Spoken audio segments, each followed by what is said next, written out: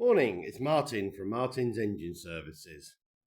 Well, it's Wednesday, so it's what's happening in the workshop. Well, it's bright and early, and it's a beautiful morning, but it's very autumnal out there. A very distinct chill in the air. And boy, was it chilly last night, so things to come. I'm actually waiting for a job to arrive in a few hours, so I thought I'd have a wander around and show you what I've been up to.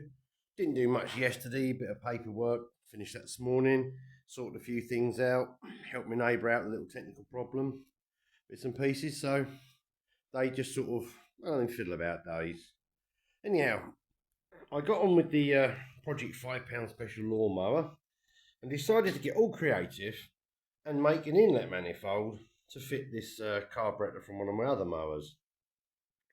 So I made up this adapter plate and a couple of brackets and put a spacer on here. It's in the focus, yeah, there's a spacer on here to bolt the carburettor to the engine, because this bolt also supports this like air deflector shield here. And I've got a scrap one of these throttle linkages spare, so I've used that rather than the original. And rubber tube to join it. There we go. I'm quite pleased with that. Completely pointless exercise, but hey, it kept me amused. I was wandering around looking for what parts I had, and I thought, okay, go on, Martin, get creative. So I did. Thought, right, let's have a go at something for a bit of a laugh. So other than that, I wasn't really doing much else this morning, so I had a bit of tidying up. I just finished my paperwork. Did a job Monday. Actually, I'll show you these lovely brake discs I removed from a customer's car. Go out into this lovely sunshine. Right, now these brake discs here were actually removed from a 2014 Kia Ceed, and about a month ago, these actually passed an MOT. I know this is obviously the interface, it's not easy to see, but there is a small gap in the brake backplate where you can clearly see this. There was no advices or mentions of this whatsoever, and obviously the brake efficiency was still good, but I mean, look at the state of these, the chunks of rust on them. You get some sort of idea of just how awful they actually are. These spots here are just from where it's been out in the rain and the moisture, but see the outside of the disc, which you can see through the wheel, is obviously, I would have thought, warranted and advised, but no, not at all. They were slightly sticking, not hideously, but there was a little drag to it, and you can imagine the noise, because the guy who owns the car, his father brought it up to me, and he said the hideous rubbing and graunching noises coming from the back of that car when you're driving and scraping. Well, I'm not surprised. You can see the crispiness to these. I mean, and polished chunks of rust, and nice. They were the original discs, done 100,000 miles, so can't really argue with that. But I really think at least an advised looking at the outside, and as for the inside, well, let's not even go there. As you can see, they had well attached themselves to the hubs, and they did take a lot of persuading to come off. Nice. I was less than impressed to find that. The front brakes actually were okay, pad-wise. They were about, so they're about a quarter of the way down, but we did actually put a new set in. But the pads themselves had actually seized in the carrier slightly, so they were slightly dragging as well. So poor little 1.6 diesel really didn't want to move, so interesting. So that solved that problem, nothing too dramatic, but you'd kind of hope the MOT would at least have advised on that. Give you some idea there's a problem. So I mean, they were absolutely awful. There you go, that's what you get. So, a bit of a mess here. I was messing around yesterday. Yes, another cup of tea on the go, as always. So it was a bit of a mess, carnage from yesterday, messing around with the mower, and I had bits and pieces all over the place, so a bit of a tidy up.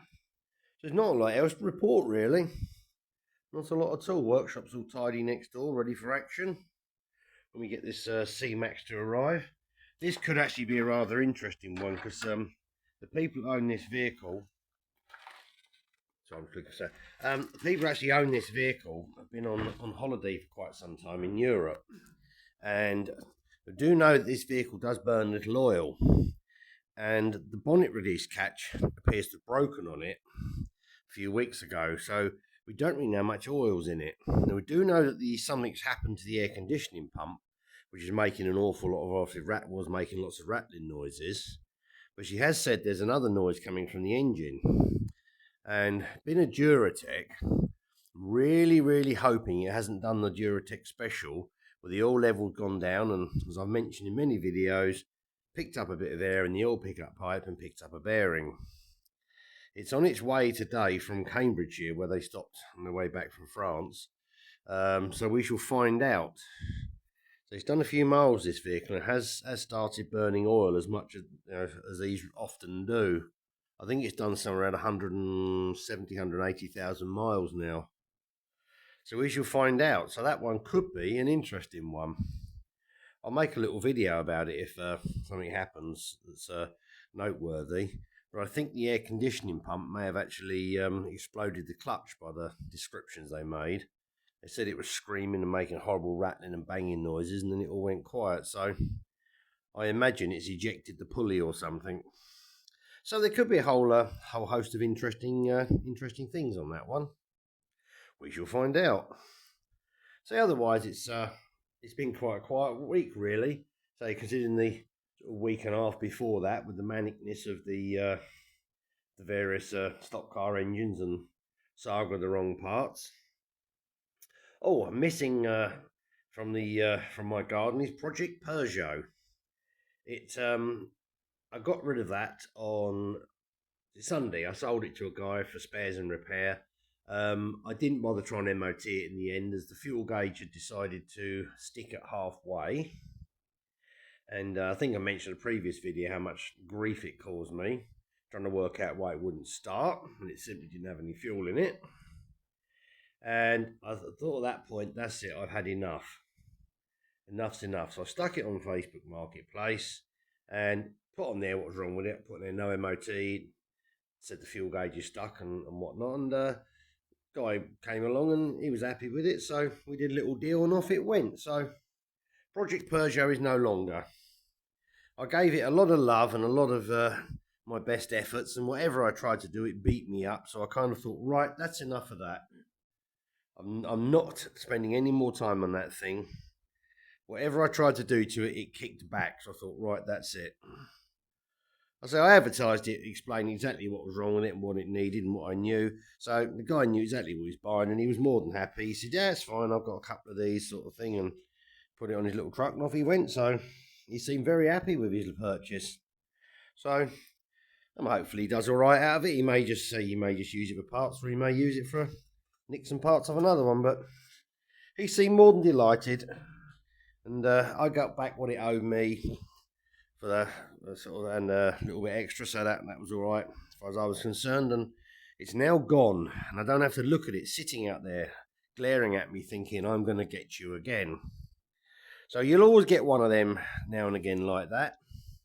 But it's a remarkable difference between two similarly aged vehicles. I mean, obviously, first of all, there was the 2003 Honda Civic, which, typical Honda of the age, was brilliant, very little repair needed, and that was a great car, a nice little profit earner.